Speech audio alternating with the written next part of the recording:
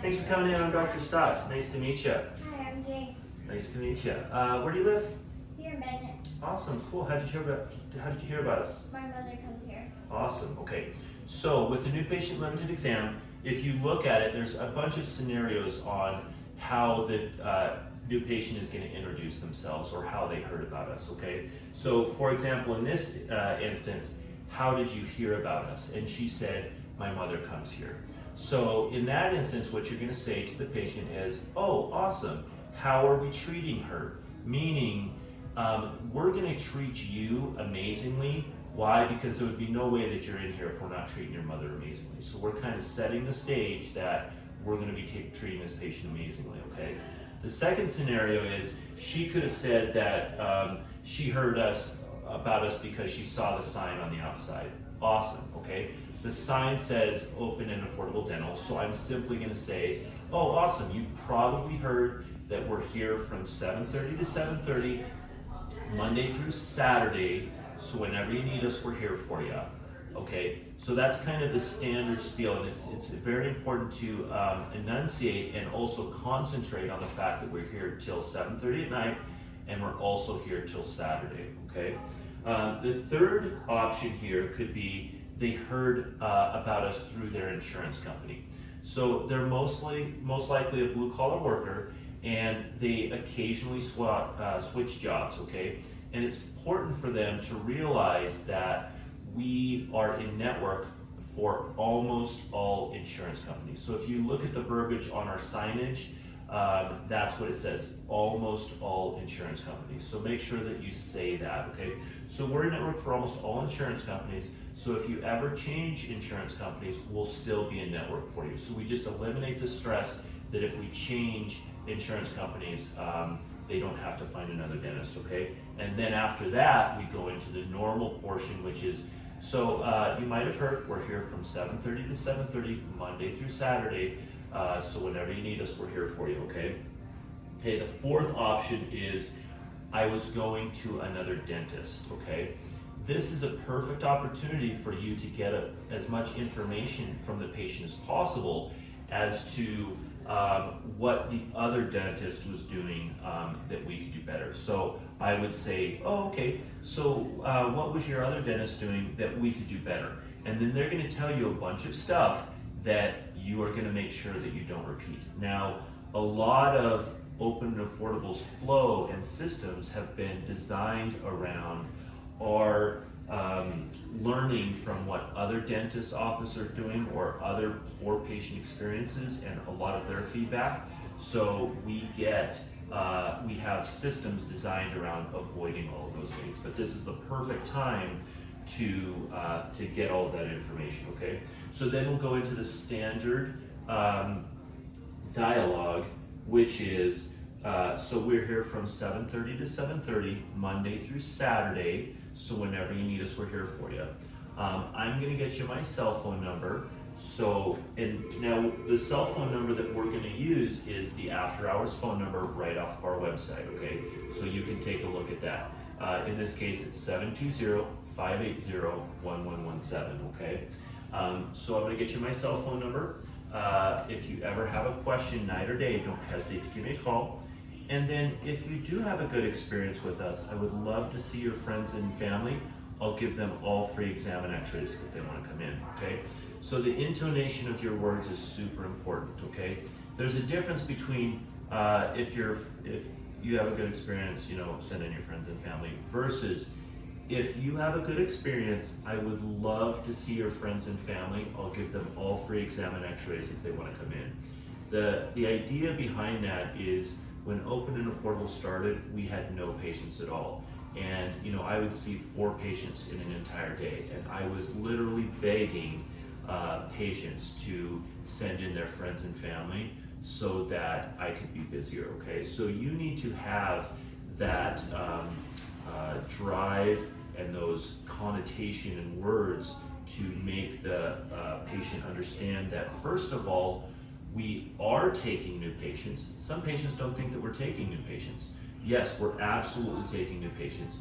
And we're just building it into our dialogue to ask for patient referrals, okay? One portion on One of the other options here is the patient might have said that they saw us, they Googled us or found us on the internet. If that's the case, we want to go into the 7:30 to 7:30, but we also might want to ask, hey, did you happen to see our 5-star reviews? Meaning we're kind of setting the stage for this patient to give us a 5-star review at the end of the appointment, okay? Another concept here is sometimes I see doctors that have pre-written all of their phone numbers on business cards, and then when they come in here, they essentially just give the patient the card that has already been written on. And I always say this, okay, if you are a female, okay, and you are at a bar, and a gentleman walks up to you, and he pulls 1 out of 50 business cards out of his pocket that already has his phone number written, versus another gentleman who comes up and writes his phone number down and gives it to you, what is the chance that you're going to call the first gentleman versus the second gentleman? So be aware of that. You need to be writing this down right in front of the patient because they're going to feel special, okay? So I'll go ahead and write down their phone number, and I'll write down free exam plus x-ray, okay? And then I will give it to the patient, okay? So at this point is when we're gonna ask the patient, so what's going on? I'm having a toothache on the bottom right. Okay, so really it doesn't matter a whole lot on what the patient says, because we are going to always order a panoramic x-ray, okay? So what we're going to do is we're going to break into the second part of the new patient limited exam, which is this, okay? And I'll say the words and then I'll explain why I'm saying those words, okay? So what I'd like to do is we're going to grab an x-ray that goes all the way around your head, okay? So why are we taking a panoramic x-ray instead of a bite wing or a PA? First of all, legal concerns.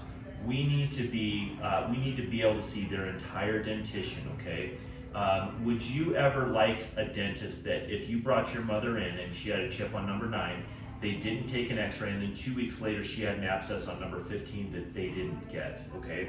The other thing too is I can't count the number of times that I always wish, for insurance purposes, that I had a picture of the patient's entire dentition before I ever touched them, okay? I've had other instances where there was a foreign object underneath their gums that I saw on the pano. They got referred out, another doctor made them aware of it, and if I hadn't had that pano, they could have accused me of having that foreign object in there or causing that foreign object to be in their mouth. So we always take the panoramic x-ray, okay? And when I signal down the hallway to my assistants, if they're not around, I'll just go ahead and do this, which is the international sign for panoramic x-ray, okay?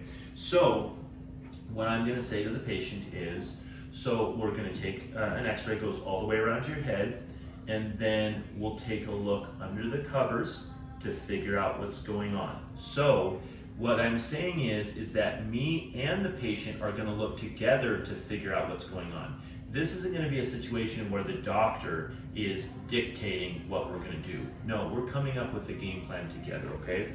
Then what we'll do is we'll come up with our game plan together as far as what we both want to do, okay? So again, we're coming up with our game plan with the patient. I'm not telling the patient what we're going to do. The patient and I are going to decide together what we want to do. It's essentially like we're giving the patient a menu. Are we going to do the root canal? Are we going to do an extraction? As if we're in a restaurant. Are we going to order the steak or are we going to order the salad? It doesn't matter to me, but we're going to both decide. Now, if the patient wants to do a filling, but really we need a root canal, that's why we both have to decide together, because what the patient wants and what is clinically possible might not coincide. So we're going to come up with a game plan together, okay? So the fourth item is we're going to go over prices of that game plan. We're not going to be doing a $1,200 procedure, and then the patient is surprised up at the front how much this procedure costs. The patient is going to know what we're doing and the price. And in fact, when we go over our options, if we're going to do a root canal or a fill or an extraction, the patient is going to make the decision with the doctor, hey, I can't afford $600 for a root canal and I won't be able to afford the $400 for the crown, so we're just going to have to do the $200 extraction. So it's very important that they know prices and that prices are built into the treatment plan, okay? And then finally, the fifth item is we're going to say, we're going to get you all fixed up. Why is that important? Because we've learned from patients that they go to a dentist office, the dentist office takes 1,000 x-rays, they come up with this $20,000 treatment plan, and then they never get anything done, and then they're rescheduled for the next couple of weeks. Does the patient really want to come back for $20,000 when they really only had a chip on number 9? So it's very important that we address the chief complaint, okay? We want to make this appointment as short as possible. We want to get them out of the office as quickly as possible with their chief complaint addressed, okay? Think about all of their previous dental experiences where they were told they need all of this work and they got rescheduled and they had to sit in the office for 4 hours. In our instance, we're telling them what the prices are, we're addressing just their chief complaint, and then we are getting them scheduled back for hygiene, okay? In fact, if patients want to have kind of like a comprehensive oral, they're like, hey, do you think you can look at some other teeth? I usually say, let's go ahead and get this one tooth fixed. We'll get you back with our hygienist, and then we'll do a full exam. We'll take some additional x-rays, and we'll get every single tooth looked at that point. Again, that also makes us, a little bit of money in that we're breaking up the panel from the bite wings, and so our insurance company isn't going to downcode that to an FMX. So let's just review what we're going to say after we are talking about our office. Okay, so what's going on? They explain to us, and then what I'll say is, so let's go ahead and take an X-ray. It goes all the way around your head. Okay, number 1. We'll take a look under the covers to figure out what's going on together. We'll come up with a game plan together as far as what we both want to do. We'll go over prices of that game plan, and then we'll get you all fixed up, okay? So not memorize, but have it very ingrained in your head, this entire new patient flow, so that you can come in and make it sound completely natural. So at the end of this dialogue, I'm going to just tell the assistant, go ahead and get the pano, and then what I like to do is just a pat on the back of the patient's shoulder, which to me is an expression of empathy and kind of an emotional connection with the patient that says, hey, I'm here for you, I will take care of you, let's get this figured out, and let's do it in a comfortable manner. So